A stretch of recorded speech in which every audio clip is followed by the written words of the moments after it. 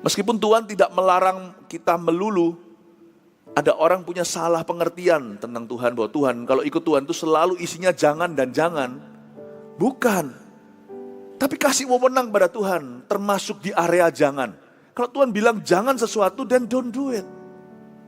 Meskipun bagi orang lain itu oke, sebab bagi Anda itu candu. Di nuranimu kau tahu bahwa Tuhan kejar itu harus dibakar di atas mezbahnya. Itu termasuk korban bakaran dalam hidupmu.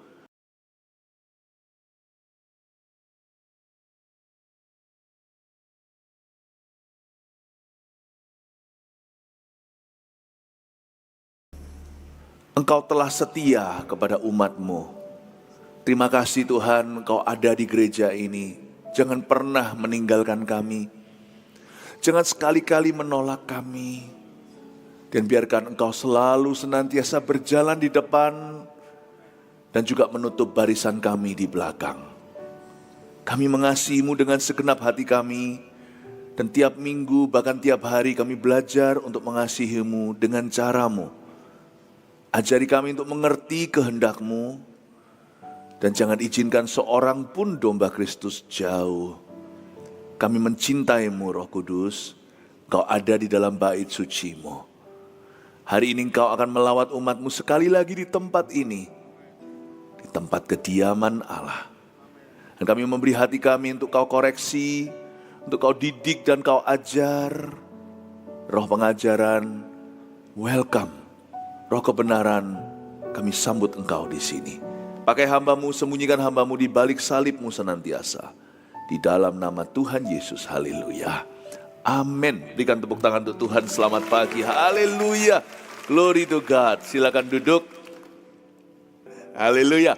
Hari ini kita akan belajar tentang tabernakel. Menu khotbahnya munculkan semua. Ini dia rahasia tabernakel. Seperti biasanya jangan ketinggalan satu pun dicicil minggu ini. Tabernakel ini luar biasa.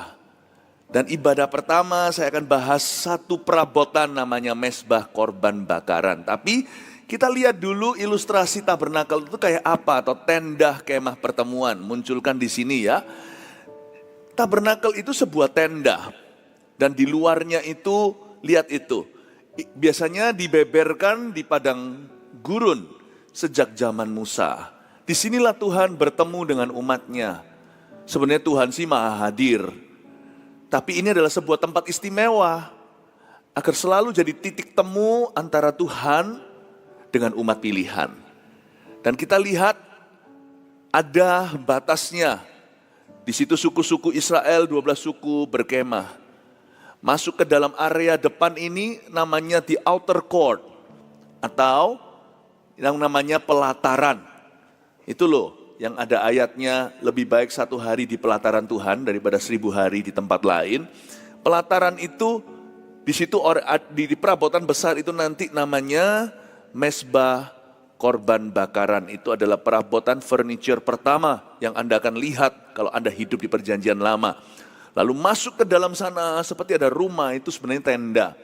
Dan tenda itu namanya kemah pertemuan. Ya, tabernakel itu inilah. Intinya di sini dulu sebelum saya akan bahas perabot nomor 1. Jangan jadi Kristen pelataran. Do not be an outer court Christian. Bahkan jangan jadi jemaat simpatisan. Anda mesti involve, mesti terlibat di dalam pelayanan. Tidak boleh jadi jemaat yang mingguan. Karena Tuhan tidak menghendaki Anda cuma berhenti sampai di pelataran luar. Tuhan mau Anda masuk lebih dalam lagi. Memang sih, Yesus sudah hidup di dalam diri kita yang terima Tuhan. Tapi gak cukup, Yesus sudah masuk. Tapi kita harus masuk dalam rencananya.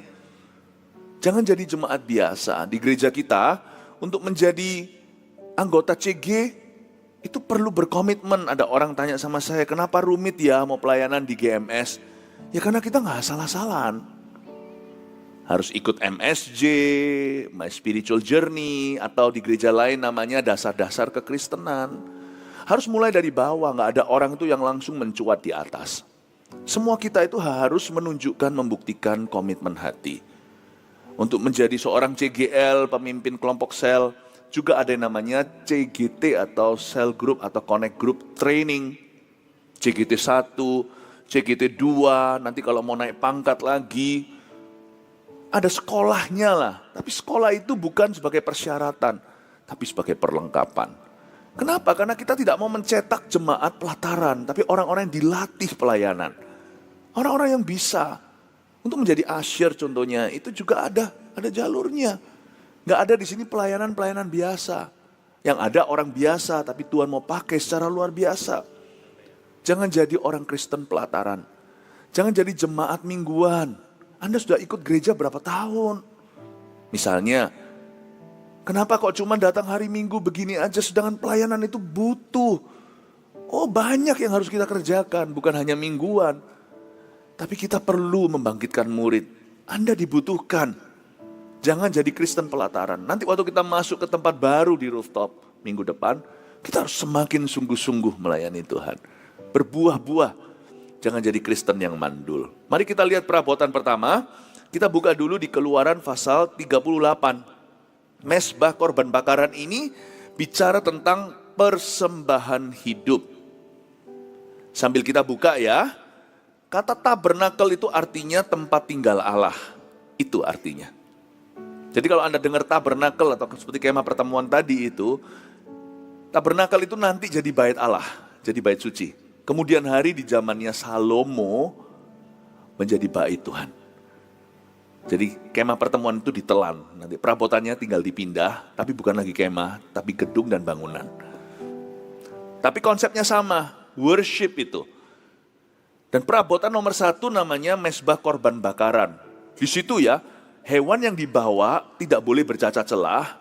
Orang miskin, orang kaya bisa mempersembahkan sesuatu kepada Tuhan. Kita semua tahu kalau misalnya orang itu mampu, dia bisa membawa domba bahkan lembu.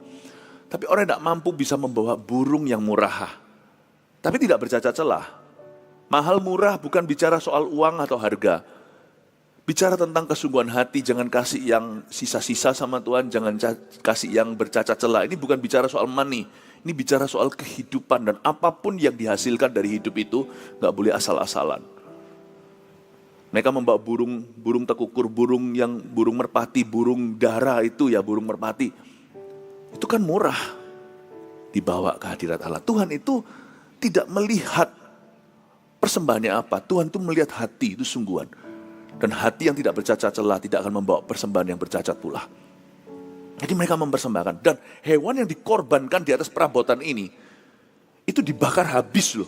Betul-betul habis dibakar. Namanya dalam bahasa Inggris, the burnt offerings. Korban yang diludeskan, dihabiskan. Tidak untuk disimpan. Dan inilah perabotan terbesar kalau Anda lihat. Yang namanya mezbah korban bakaran itu adalah the greatest furniture by size. Langkah pertama ketika kita itu menyembah Tuhan, dan langkah terbesar hidup kita adalah mempersembahkan hidup kita sebagai persembahan yang hidup. Ini nggak bisa dilangkai. Anda tidak lewat perabot ini nggak bisa masuk lebih dalam lagi, karena tabernakel itu bukan persyaratan ibadah. Tabernakel itu sebenarnya mengajarkan kita bagaimana kita itu ikut Tuhan. Gimana caranya kita menyembah. Dan dari langkah 1 langsung jelas sekali. You and I, Anda dan saya harus mempersembahkan hidup kita sungguh-sungguh kepada Tuhan. Gak bisa di-bypass ini. Gak bisa melayani kalau tidak mempersembahkan hidup dulu. Gak bisa masuk sorga kalau tidak terlebih dulu bertobat dan serahkan hidup pada Tuhan. Bukan sempurna ya. Tapi kalau tidak terima Tuhan sungguh-sungguh. Nggak bisa ini.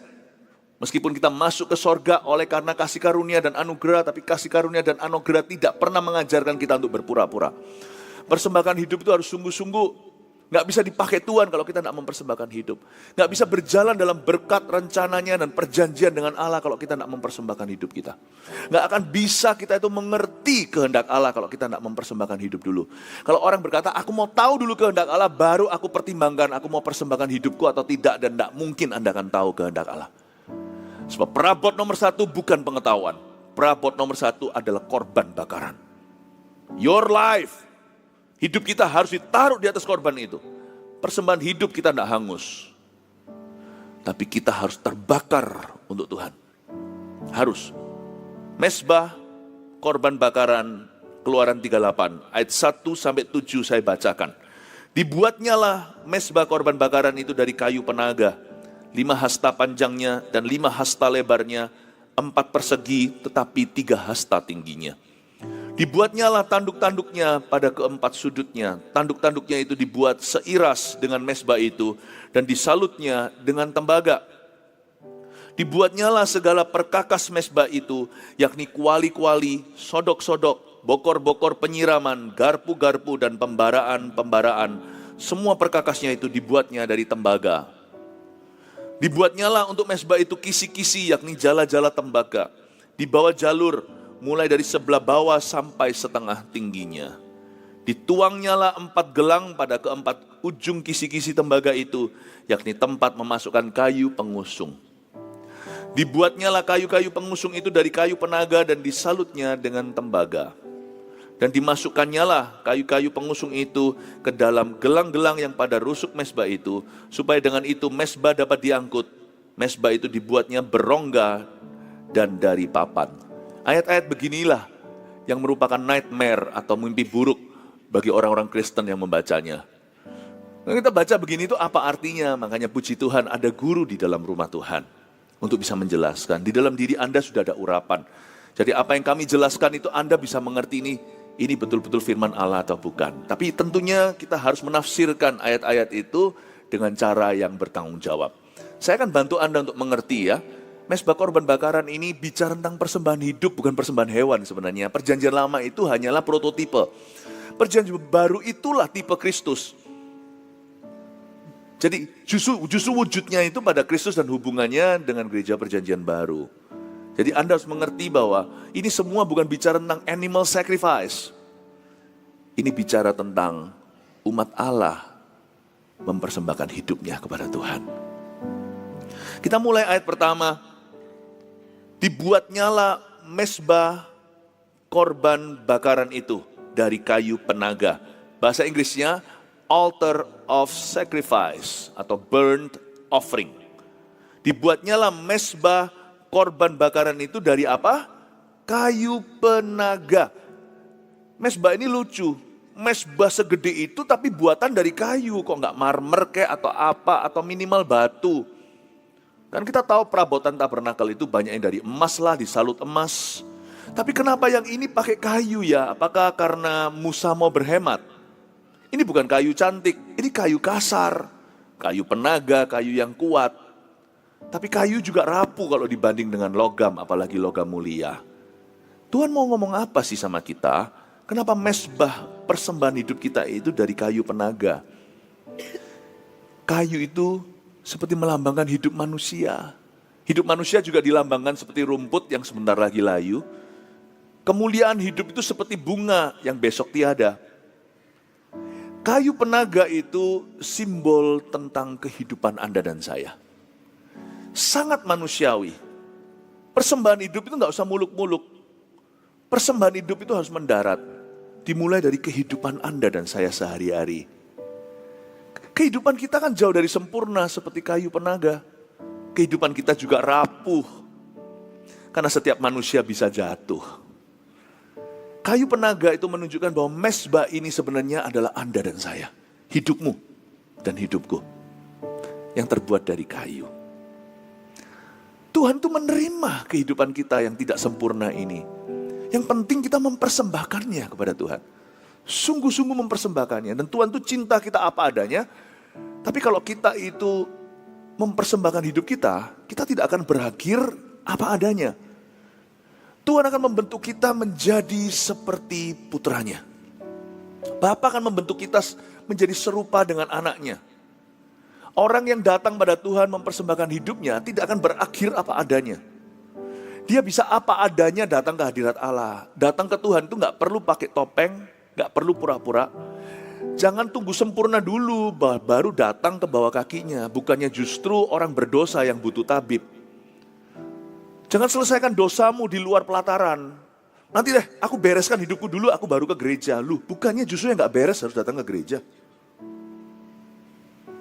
Datang itu mempersembahkan hidup apa adanya. Gak usah kita koreksi dulu, datang ke Yesus itu dengan semua dosamu. Tuhan tuh terima kayu. Mezbahmu itu tidak logam mulia. Gak ada orang itu yang sudah mulia datang ke hadirat Allah itu. Tapi Tuhan yang mulia yang akan mengubah hidupmu. Dari kayu jerami menjadi seperti emas murni. Allah kita adalah Allah yang menyempurnakan iman kita. Karena itu kalau datang ke hadirat Tuhan itu gak usah tunggu Anda beres dulu. Datanglah sebagai kayu. Mezbahmu itu dari kayu penaga. Lalu lihat coba ya, ukurannya saya bantu untuk bisa mengerti. 5 hasta panjangnya dan 5 hasta lebarnya, jadi seimbang.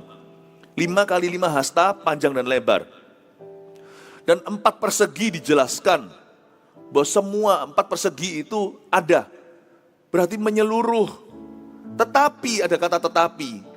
Seperti ada penekanan bahwa sekalipun panjang lebarnya 5 hasta.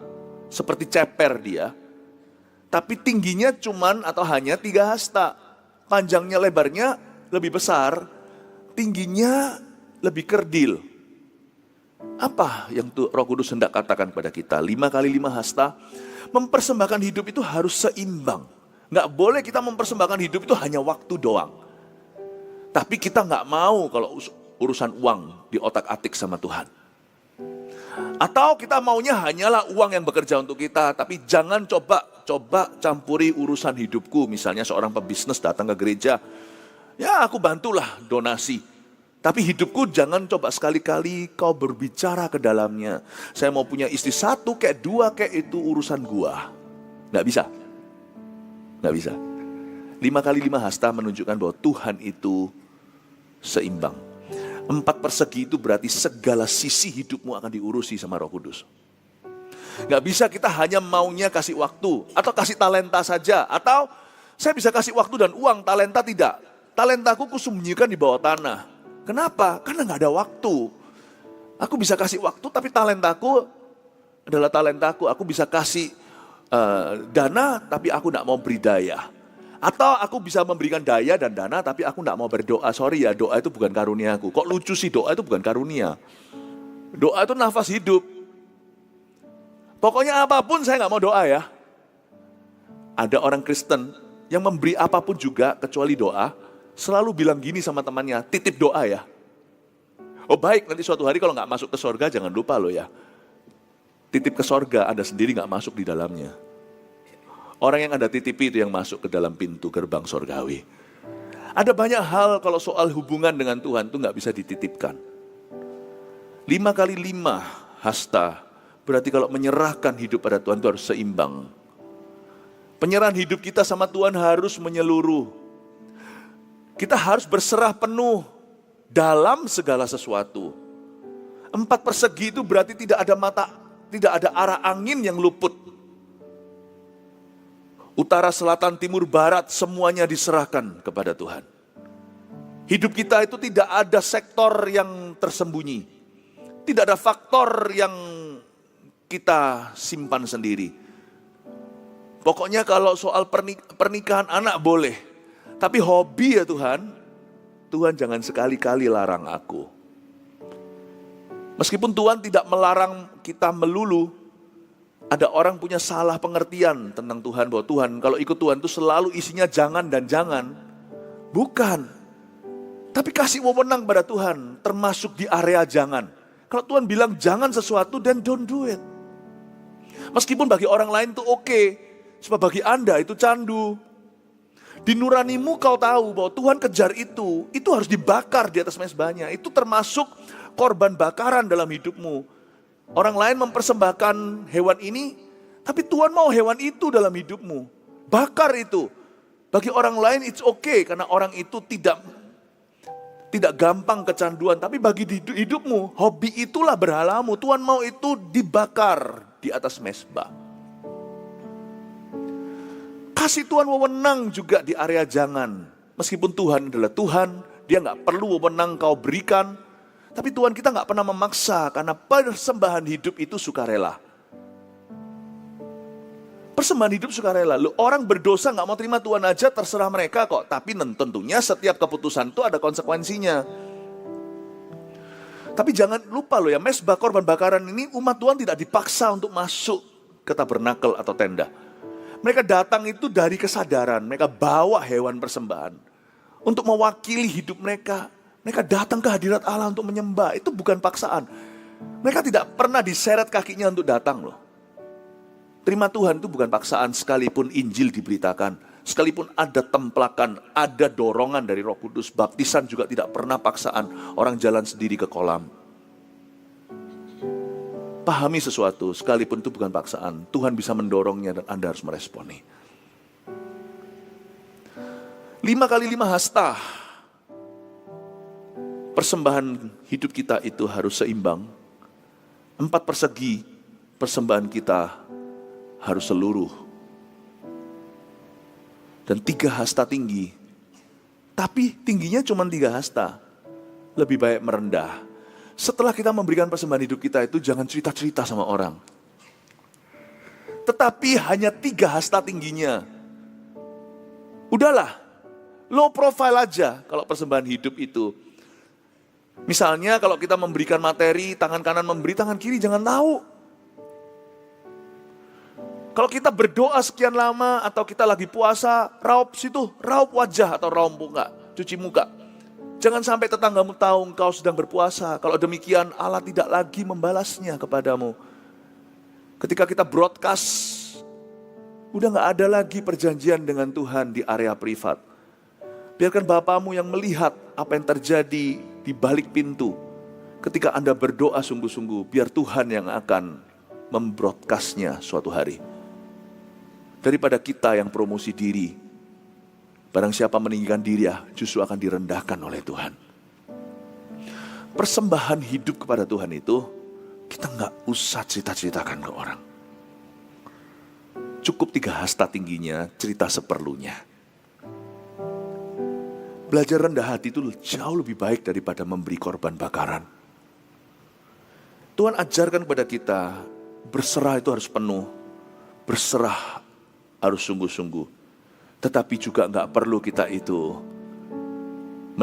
meninggikan diri di atas mezbah kita. Saya pelajari dari ayat 1 saja, betapa indahnya pewahyuan Tuhan. Dari mezbah 1 ini, perabotan terbesar, langkah besar kita masuk hadirat Allah itu selalu mempersembahkan hidup dulu. Udah deh, jangan ngomong yang lain-lainnya dulu. Persembahkan hidupmu. Selama hidupmu tidak dipersembahkan, Tuhan tidak akan membawamu laju. Apapun yang kau lakukan, kalau kita bypass persembahan hidup, Tuhan gak berkenan. Itu dulu. Dan itu waktu dilakukan, gak usah kita merasa lebih hebat dari orang lain. Justru orang yang mempersembahkan hidupnya seluruh itu biasanya orangnya rendah hati. Tingginya hanyalah 3 hasta. Orang yang mempersembahkan hidup sungguh-sungguh, lihat, gak akan banyak bicara, banyak selesaikan kerja. Orang yang sungguh-sungguh persembahan hidupnya itu tidak bercela sama Tuhan, tidak akan koar-koar di luar sana. Gak perlu pencitraan, tidak perlu pembenaran. Anda akan terus berbuah dan buahmu akan terus berbicara. Indahnya persembahan hidup itu. Tuhan yang akan menyertai hidup orang itu. Amin Bapak Ibu Saudara. Ya, puji Tuhan. Diam-diam aja selesaikan MSJ-nya. Diam-diam. Gak usah jadi orang Kristen yang harus didorong-dorong, ditarik-tarik, ayolah, ayolah. Jadi kita rasa penting gitu loh. Kalau semua sisi 4 persegi itu semua kejar kita. Ayo kapan pelayanan, ayo kapan jadi CGL. Gak usah. Kita harus jadi seperti Yesaya, justru angkat tangan dan menawarkan diri. Ini aku, utuslah aku. Saya ini beruntung waktu saya itu bertumbuh. Waktu awal-awal saya lahir baru. Gak ada orang menargetkan saya. Doa makan aja saya tunggu giliran bisa 1 tahun loh, saya gak mengeluh. Saya itu tawarkan diri, ini aku, utuslah aku. Aku aja. Aku aja. Diam-diam selesaikan. Kalau memang Anda mau jadi seorang CGL dan Anda berdoa supaya suatu hari dipakai Tuhan, gak usah Anda diminta. Lihat kebutuhan. Dan kalau ada kesempatan dalam kesempitan, ambil itu kalau perkara yang baik. Angkat tanganmu seperti Yesaya dan berkata, ini aku, utus aku. Loh, kamu ikut CGT dulu. Sudah, saya sudah ikut CGT 2. Padahal belum diproyeksikan apa-apa. Nggak usah banyak bicara, 3 hasta aja tingginya. Yang penting 4 persegi. Kita siapkan groundworknya. Yang penting 5 hasta kali 5 hasta lebar dan panjangnya. Yang penting kita itu siap, kita tuh ready mempersembahkan hidup kita. Nanti lihat ya, suatu hari tiba-tiba tangan Tuhan telunjuknya akan menunjuk kepadamu dan kata, ini loh, hamba yang berkenan. Dia tidak akan koar-koar dan tidak akan berseru-seru di jalan. Tapi pulau-pulau akan menantikan pengajarannya. Ini loh hamba yang aku kenal, dengarkan dia. Itu sifatnya orang yang mempersembahkan hidupnya. Kelihatan orang Kristen pelataran dengan yang bukan. Yang pelataran itu nanti lebih banyak riaknya, lebih banyak gejolak. Orang Kristen yang di tempat kudus dan maha kudus itu tenang spiritnya. Tidak gejolak. Orang bisa kecewakan, 1000 orang jatuh di sebelah kanan, 10.000 di sebelah kiri. Orang itu gak akan pernah perlu konseling. Hatinya tenang. Hatinya tenang. Jadi orang Kristen itu yang dalam. Dalam itu bukan sok dalam. Dalam itu bukan sok dalam. Orang dalam itu orang simple. Simple. Dan tidak akan menunjukkan keahlian dan kehebatan. Justru air kalau tenang itu hati-hati jangan kecemplung. Apalagi yang warnanya biru tua bagus itu dalamnya bisa ratusan meter. Tapi justru air yang gak dalam itu justru yang goyang. Makanya yang namanya riak dan ombak itu kan ada bukan di tengah lautan tapi di pinggir lautan. Riak dan ombak itu di pinggir laut. Yang tenang itu menghanyutkan. Sejak kita pindah dari sini ke situ, be a deeper Christian. Yesus bilang gini kok sama murid-muridnya, tebarkan di tempat yang dalam. Gak dapat ikan. Dia bilang tebarkan sebelah kanan. Boom, 153 ikannya.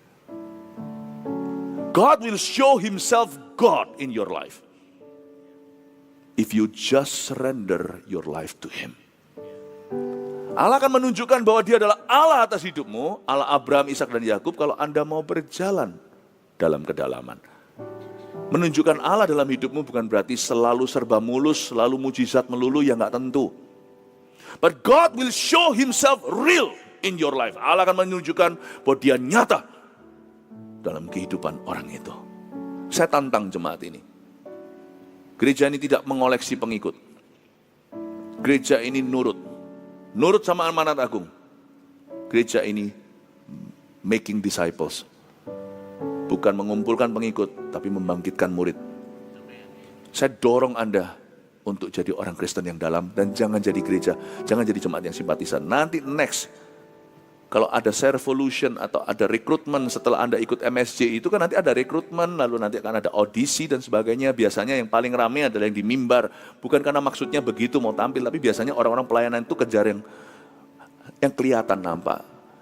Tapi kalau nanti ternyata itu bukan talenta Anda. Misalnya kalau kita nyanyi itu nyanyi suara kita bukan suara 2, suara 3, tapi suara 3,5. Ada pelayanan yang lainnya. Kalau saya jadi Anda, saya ditolak di satu meja, saya pasti akan direkrut dari meja lain. So, mungkin itu bukan talenta yang pas, tapi nanti saya pasti akan dapatkan tempat saya dalam pelayanan. Yang penting pokoknya melayani, yang penting berbuah. Jangan jadi simpatisan. Jangan jadi simpatisan. Karena Tuhan tidak memberkati simpatik. Tuhan memberkati iman yang ada langkahnya. Iman tanpa perbuatan dalam hati. Karena kita pulang tidak boleh merasa kita lebih beriman. Kita pulang itu harus terlibat pelayanan. Dan ada banyak pelayanan yang bukan hanya yang kelihatan. Kita semua harus terlibat di dalam rumah Tuhan. Amin. Katakan kanan kirinya, Tuhan hendak memakaimu secara luar biasa. Lihat ayat 2. Dibuatnyalah tanduk-tanduknya pada keempat sudutnya. Ternyata di 4 sudutnya ada tanduk ya. Tanduk-tanduknya itu dibuat seiras dengan mesbah itu. Dan disalutnya dengan tembaga. By the way, tanduk-tanduknya itu dibuat dari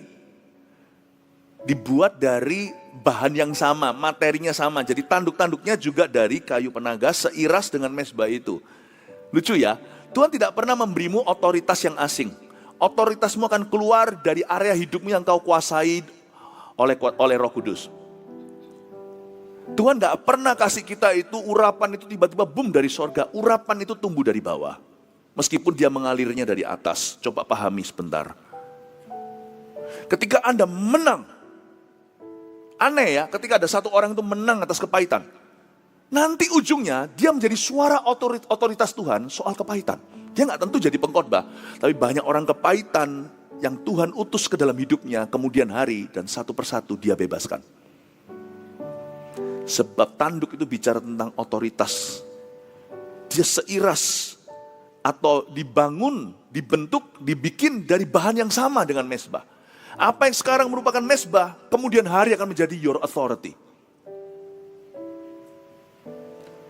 Saya masih ingat saya sendiri pada waktu saya dibentuk Tuhan pacaran cuma sekali lalu menikah. Saya tidak pacaran, saya tidak punya mantan. Aduh susah. Tapi setelah saya berhasil itu, suatu waktu paling tidak dahulu, anak-anak muda mengikuti itu. Sehingga hari ini banyak gembala-gembala kita itu ikut saya dari muda. Banyak di antara mereka juga pacaran sekali saja lalu menikah. Pastor Yu, gak punya mantan kan? Pastor Lipi, ada banyak yang mengikuti. Kita gak perlu buat cerita. Area di mana kau menang, dengan kuasa Tuhan, area itu akan menjadi ceritamu. Otoritasmu. Jangan coba ajari anak Anda sesuatu teori yang baru. Teladankan. Anak Anda sekalipun rusak, tidak akan bisa jauh jatuh dari pohonnya. Kalau papanya atau minimal mamanya berdiri teguh atas janji Kristus, keturunannya itu sudah skakmat. Tidak bisa jauh-jauh murtad. Remember this. Tandukmu itu, otoritasmu, seiras dengan bahan mezbah. Di area di mana Allah membentukmu, biarkan dia membentukmu, karena Tuhan tidak mau menyakitimu. Di area itu Tuhan mau membangkitkan otoritasmu suatu hari, kemudian hari. Ada orang ketika dia dihimpit sesuatu dan dia tetap bisa bersyukur, nanti lihat ya, Anda akan jadi berkat terhadap orang-orang yang sama dan mirip dengan Anda. Haleluya.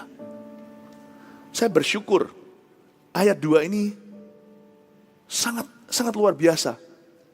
Luar biasa pengertiannya. Saya dapat banyak baca-baca ayat-ayat yang seperti nightmare atau mimpi buruk bagi orang Kristen. Saya memperoleh sesuatu. Ayat 2 lagi saya bacakan, dibuatnya lah tanduk-tanduk pada keempat sudutnya. Tanduk-tanduknya itu dibuat seiras dengan mezbah itu dan disalutnya dengan apa? Nah, mezbah itu dari kayu penaga, tapi disalut oleh tembaga. Katakan tembaga. Kok nggak disalut emas ya? Disalutnya dengan tembaga. Tembaga bicara soal ketetapan hati.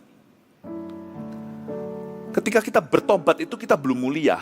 Kita bertobat itu pertobatannya mulia, tapi kita belum mulia. Tapi Tuhan sudah menganggap itu sebagai sesuatu yang mulia. Tembaga bicara tentang ketetapan hati. Anda dan saya waktu datang ke hadirat Allah, berlumuran dosa, nggak perlu jadi mulia seketika. Tapi kita bisa mempersembahkan tembaga. Yang penting itu kita punya hati sudah tetap. Berketetapan hati itu artinya bertekad bulat. Orang bertobat itu nggak perlu janji-janji palsu, lain kali aku nggak lagi lain kali, nggak usah. Yang penting yamu di atas ya, tidakmu di atas tidak. Dan berkata, Tuhan aku minta maaf. Aku salah. Mohon ampun. Terima kasih Tuhan Yesus. Angkat tanganmu aja katakan. Aku berketetapan hati untuk mengikutmu. Apapun konsekuensi ini. Kuatkan aku ya Tuhan. Buat aku tabah melaluinya. Apapun konsekuensinya, ajari aku setia. Lihat ya, tembaga itu diterima sama Roh Kudus. Yang penting kalau kita mempersembahkan hidup itu, hati kita disalut tembaga. Meskipun pertobatan kita itu kayu, hidup kita tetap kayu penaga. But when you come to the Lord, come wholehearted. Datang itu dengan hati yang sudah tekad bulat. I am sorry. Please forgive me.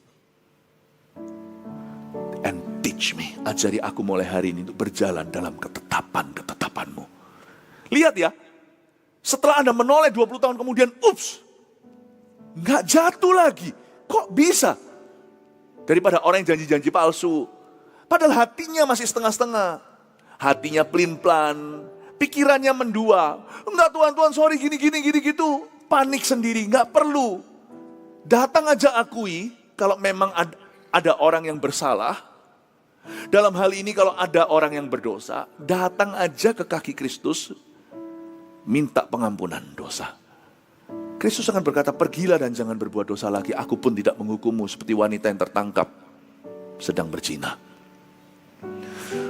Dan Anda cukup berkata, Tuhan ajari aku untuk berjalan dalam ketetapan-Mu. Asal hatimu tenang waktu mengatakan dan berkata, Tuhan aku berserah penuh. Aku tidak tahu nanti ke depan.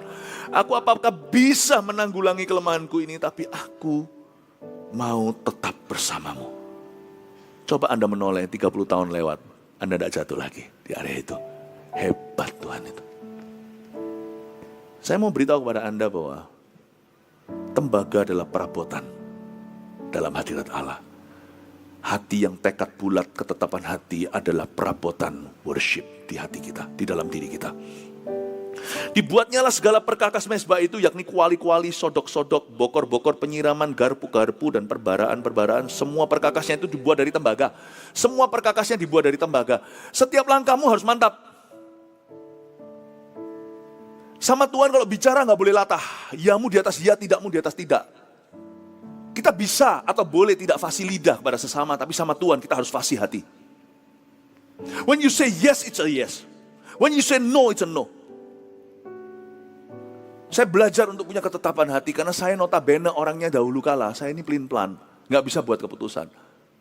Sampai hari ini masih kelihatan kok, misalnya kalau kita satu keluarga keluar mau makan di mana itu, saya nggak bisa buat keputusan. Lucu. Biasanya buat keputusan kita makan kemana itu istri saya. Ya, istri saya kita makan, padahal kalau saya ditanya selalu terserah, soalnya nggak ada restoran namanya terserah. Pernah sekali suatu hari, untuk urusan kerjaan kami harus bagi tugas, istri saya pergi keluar kota.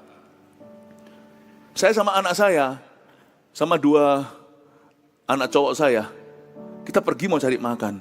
Itu bisa muter-muter, nggak tahu mau makan di mana. Setelah makan buka menu, soalnya biasanya saya nggak pesen, udah terserah, pokoknya tinggal disajikan saya makan. Mungkin karena pikiran saya untuk perkara-perkara lain ya.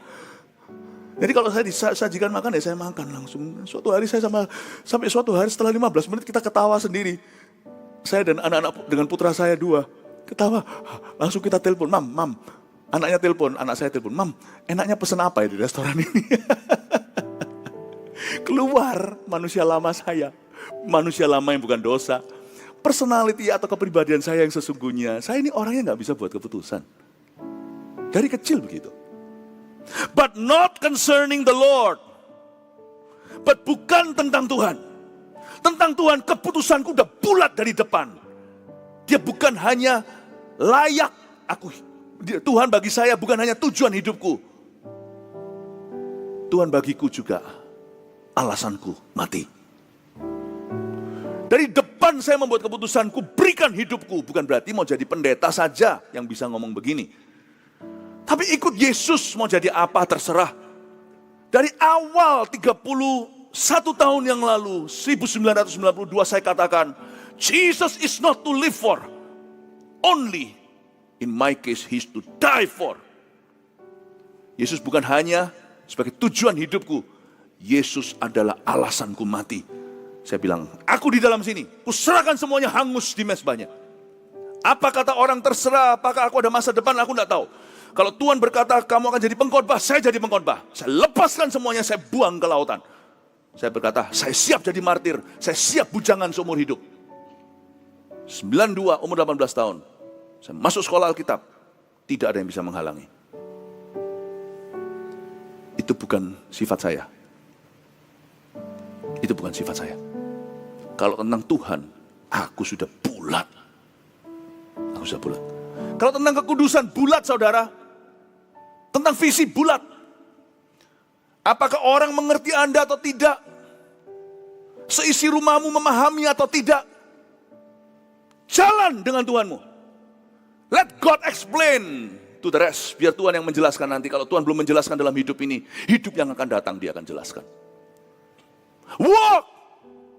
Jalan!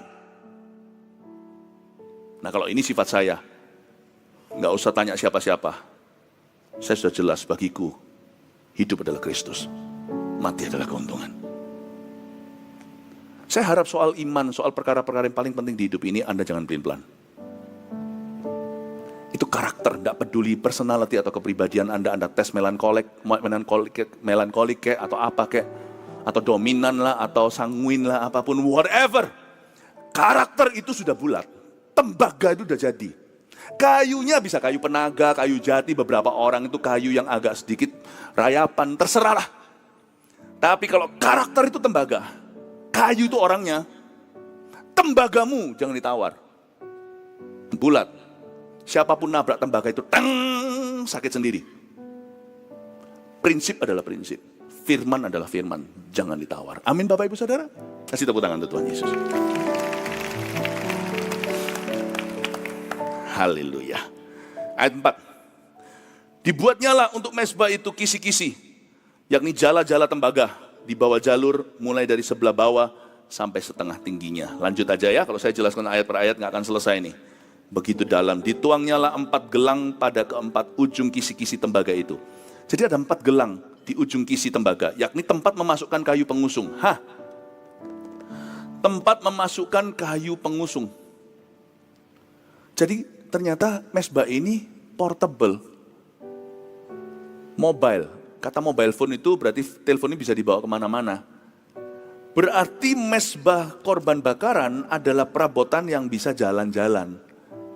Gak ada kaki, kakinya kaki manusia, kaki imam yang mengangkat. Tapi di ujung kisi-kisinya dituangkan 4 gelang. 4 gelang itu kan untuk masukkan stick ya kan. Dibuatnyalah kayu-kayu pengusung itu dari kayu penaga dan disalutnya dengan tembaga. Dan dimasukkannya kayu-kayu pengusung itu ke dalam gelang-gelang yang pada rusuk mezbah itu. Kayu-kayu pengusung dimasukkan dalam gelang-gelang supaya dengan itu mezbah dapat diangkut. Mezbah itu dibuatnya berongga dan dari papan. Mezbah dapat diangkut. Bisa katakan mezbah yang dapat diangkut. Iya. Berarti yang namanya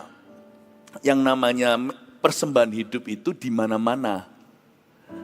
Kalau nggak bisa diangkut, dia hanya ada di tabernakel fisiknya. Hari ini gereja. Ternyata apa yang diajarkan di gereja, persembahan hidup harus Anda bawa ke kantor Anda. Harus Anda bawa ke rumah Anda. Harus Anda bawa ke tempat tidur Anda. Harus Anda bawa ke lapangan golf Anda. Harus Anda bawa pergi ke tamasya. Harus Anda bawa kemana-mana. Persembahan hidup itu portable atau mobile. Atau harus berjalan. Hidup ini kan terdiri dari musim kehidupan. Yang namanya manusia hidup bedanya apa sama mayat? Mayat sudah ada di dalam coffin atau sudah ada di dalam di dalam peti atau sudah di dalam kuburan bahkan. Tapi yang disebut manusia hidup itu berarti we are going places, berarti kita pergi dari satu tempat ke tempat lain, ketemu orang atau tidak ketemu orang, pokoknya kita akan melalui masyarakat. Nah, bawalah mezbah bakaran ini kemanapun juga. Dan Tuhan berhak untuk berkata, bakar itu atau bakar ini di sini.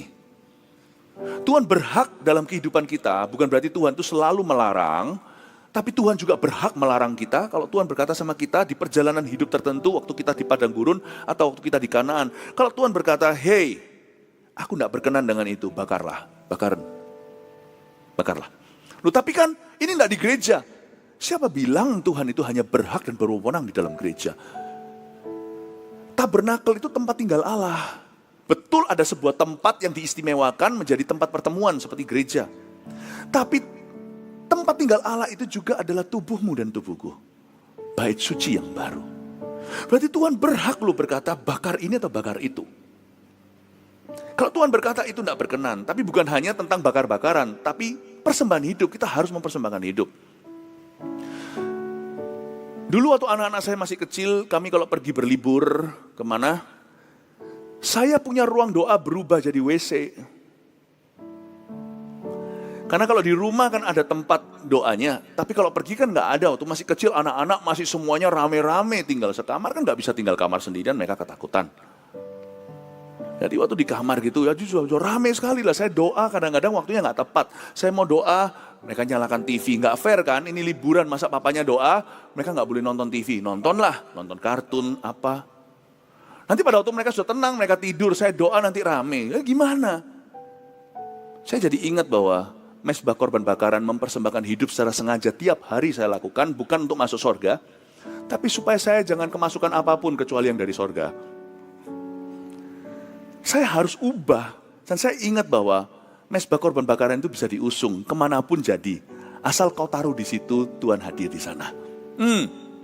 Saya pikir tempat mana lagi, nggak ada. Saya masuk ke kamar mandi, tutup toilet seat itu. Kalau enggak ya doa dengan itu menganga gitu kan nggak enak. Saya tutup itu, duduknya toilet itu, dan saya berlutut di depannya bathtub, bak mandi itu. Atau saya duduk aja di sana dan saya mulai memuji menyembah. Saya keluar suara, tetapi di luar sana tidak terganggu. Saya worship menyembah Tuhan di sana. Kalau saya tidak mempersembahkan satu hari, mungkin saya nggak langsung kumat. Tapi besok saya mulai berkurang. Bukan dia harus makin bertambah. Saya akan bertambah-tambah, dia makin berkurang. Nah itu bahaya, 3 hari kemudian saya mulai marah-marah. Daging lama saya mulai keluar. Bukan karena saya belum masuk ke sorga. Bukan karena nama saya belum tertulis dalam kitab kehidupan. Bukan. Tapi saya masih daging dan darah. Ada banyak hal itu perlu dibakar tiap hari di daging saya ini. Kalau enggak sifat lama akan keluar. Banyak orang itu mengalami sesuatu, ujungnya itu melakukan sesuatu kesalahan. Itu enggak terjadinya semalam. Itu erosinya udah 1 minggu.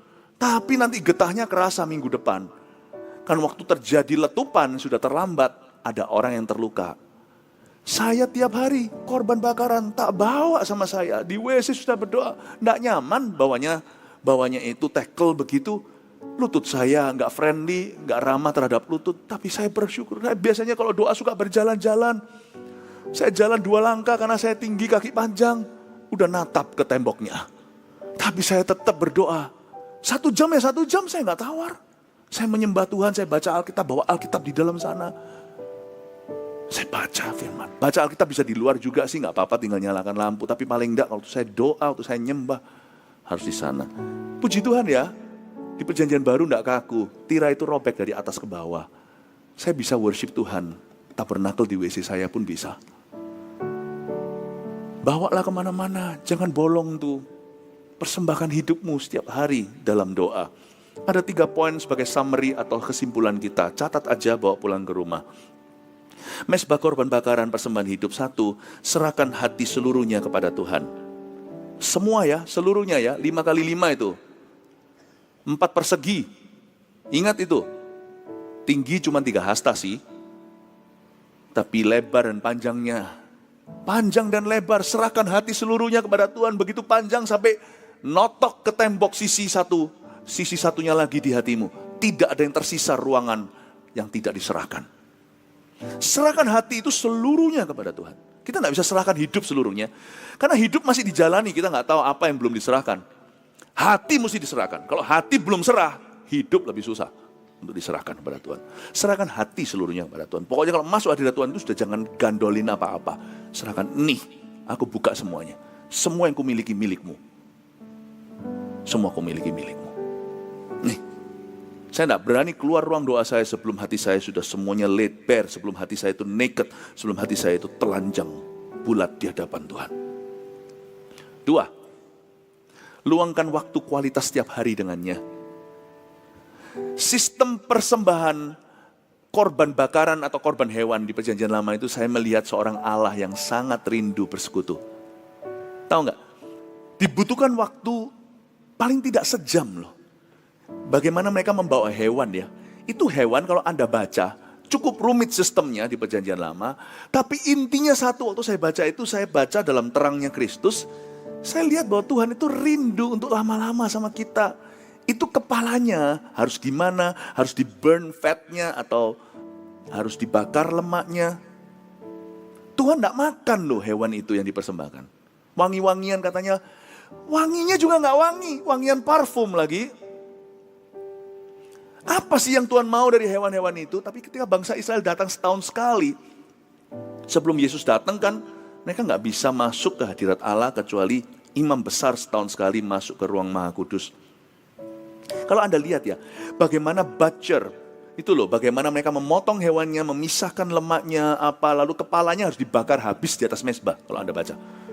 Itu tuh dibakar habis, itu perlu waktu, sedangkan kita juga perlu waktu untuk barbecue kok. Dan Tuhan tidak suka setengah matang. Dibakar sampai burn, sampai crispy, sampai gosong. Itu perlu waktu. Dan waktu mereka itu melihat korban itu, mereka merenungkan kebaikan Tuhan, mereka tidak sibuk bekerja. Tuhan tuh kepingin mereka itu berdiri di hadiratnya cukup lama. Karena itu Tuhan setrap mereka pakai hewan yang tunggu waktu gosongnya. Dari situ saya tahu bahwa Tuhan rindu luangkan waktu. Tuhan tuh gak kepingin makan wagyu. Emangnya semua makanan itu Tuhan santap? Tidak, nanti dimakan sama-sama sama mereka di dalam hadirat Allah. Hewan itu nanti bagian yang non-fatnya, bukan lemaknya, dimakan bersama-sama juga dengan imam. Yang makan tuh nanti orang, Tuhan gak terima semua persembahan itu.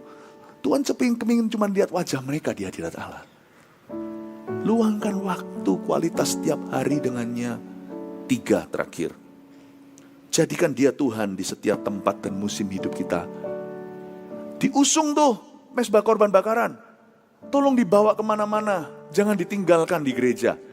Bawa dari sini kemanapun dalam hidupmu. 3 poin ini Anda bisa foto, silakan. Dan saya berdoa supaya gereja ini, jemaatnya semakin dewasa dalam Tuhan. Haleluya, kasih tepuk tangan untuk Tuhan Yesus. Haleluya, mari maju ke depan. Terimalah berkat dari Allah Bapa, kasih karunia dari Tuhan Yesus, pengurapan dari Roh Kudus menyertaimu di SCJ ini, hingga ke rooftop nanti.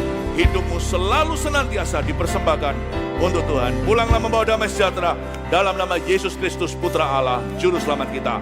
Yang percaya dan menerima katakan amin. Selamat pagi, Tuhan memberkati.